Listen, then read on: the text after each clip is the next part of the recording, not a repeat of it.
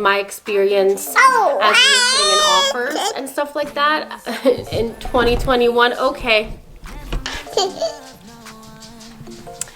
This video is going to be fun. Saw you for a second and I'm happy that you came my way. Don't wanna waste no time without you ever brightening up my days. Never meant to fall so hard. Let's see what I end up making here. Hi neighbors, welcome to my YouTube channel. This is Gabby Maxino with Keller Williams Town Square, and today I'm going to be talking about my experience buying my first home as a realtor. First of all, before I get into the lender requirement, I'm going to be talking a little bit about my experience. So we were looking for a while. I think we must have put in maybe 4 or 5 offers when we really started aggressively trying to make sure that, we can get a property.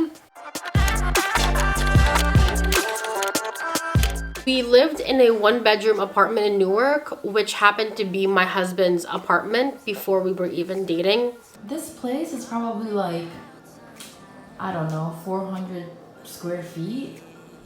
But, I mean, it's not bad, it's just so small, there's no room for us. I don't know why I decided to document this while our house is so messy. I mean, look at those dishes.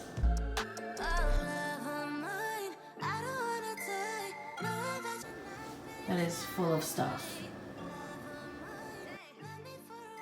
We were there for maybe a good 2 years or so until we decided that we needed a place that was ours. And when we were pregnant with Brielle, I was just over it. We lived in a building and we were on the 4th floor. So yeah, I was just not doing that as a pregnant woman, lugging groceries, walking Bella and going up and down the stairs. We actually taught Bella to pee and do her thing in the bathtub, so we don't have to take her downstairs every single time. Because we were having such a hard time finding a property and we wanted to save some money, and I just couldn't take it anymore being there, we actually ended up temporarily living at my mom's house. So my mom has a 2-family unit. We ended up living on the 2nd unit to save some money, and we lived with one of my friends, and we both had a room each. As far as what we were looking for in a property, obviously this is going to be a huge upgrade for us from living in a 1-bedroom apartment and then going to my mom's house and living in literally a 1-bedroom. We really wanted at least a 3-bedroom, especially because my husband's family don't live here. They live in Portugal. So every time they come here, we want to make sure that they have a place to stay. And on top of that, I wanted to make sure I also have an office space. But obviously, anything at this point would be an upgrade. We were looking at both townhomes and single-family homes. We were using the FHA loan in order to buy our first property, which meant that we were putting 3.5% down. I was representing myself as the buyer's agent, and in order for us to save some money, we also wanted to have seller's concession.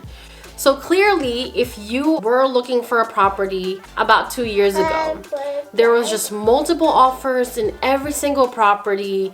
And because I'm an agent, I didn't care. I was putting them all in every single property unless I know for sure we weren't gonna get it. Every glimpse of you deserts me. You're all I think about. We were mostly looking definitely in Central Jersey, North Central Jersey. Preferably, we would have loved to be in Somerset County. We ended up getting a home in Hunterdon County, which is still not bad. It's about less than 20 minutes away from my mom, which is actually crazy now because I feel so far from everything. And at the time, it was a manageable commute because originally me and my husband really didn't mind if we were about 45 minutes away, which is really crazy to think about now. So I'm glad we didn't end up getting a home there just to have bigger land or just bigger square footage. All right, so now I'm gonna get into the requirements that my lender asked me and what I needed in order to obtain my mortgage as a self-employed 1099. I have a cheat sheet on my phone right here, so if you see me looking, I just want to make sure that I don't miss anything. Just like any borrower, they asked me for... I'm really curious how this video is going to go because this is such a chaotic video. Just like any borrower, they asked for proof of income, proof of assets. They ran my credit to make sure that I had good credit. You ideally want to be at a 740 or above in order to get the lowest interest. And then they also asked for proof of identification. The good news is while being self-employed has a lot more hurdles when it comes to obtaining a mortgage, it is possible for you to get a mortgage for the same exact programs that a W-2 employee can get approved for. There's just a lot more documentations that you need to submit. When it comes to my proof of income, since I haven't been a realtor, at the time I haven't been a realtor for over 5 years, so I don't have a long history of being a business owner, I had to show proof of income for 2 years. And here's an important note. Lenders only count taxable income as part of your debt to income ratio. So what does this mean? It means that if you made $100,000 for the year, but you deducted $50,000, they're not going to use $100K as your income. They have their own calculations of whatever it is, what line they need to check. You know, of course, I'm not a mortgage loan officer, so you still need to talk to an expert when it comes to this. I'm just basically talking about my experience when I bought my first home. So if you're planning on buying a house sometime soon and you are self-employed, it is not a good idea for the purposes of obtaining a mortgage to deduct so much from your income. Like I said, important note, lenders only qualify taxable income for 1099s. And the next important note is, so they will account for the 2 years taxable income and average the two. So unlike W-2s, where if you get a promotion, as long as you have 2-year work history, they will take into account that promotion or that new income that you will now receive from that promotion. It is so hard to concentrate because my daughter is literally crawling using her face. I don't know why she's doing that. So that's the challenge when it comes to 1099s. But I believe, like I said, I'm not a lender, so don't quote me on this, but if you have had a good track record for at least 5 years, then you are able to only use the latest income for the year. Also, all your taxes have to be paid. They're also going to ask you for year-to-date profit and loss statements. So I had to get that and get my accountant to, sign off on it. They also ask all your business licensing formation paperwork. They will ask of you. So I have an LLC. I had to just send that all in to my lender.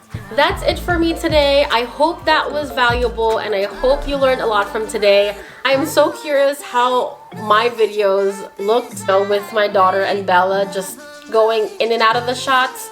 So let's see how it goes. If you do not mind the craziness and you would like to learn more about me, what it's like to be a working mom, how to buy your first home, how to sell your home for the most amount of money, manifestation work, lifestyle, any of that good stuff, then I would love to have you more around and join my little community that I'm starting to build back up again because I've been out of YouTube for quite some time.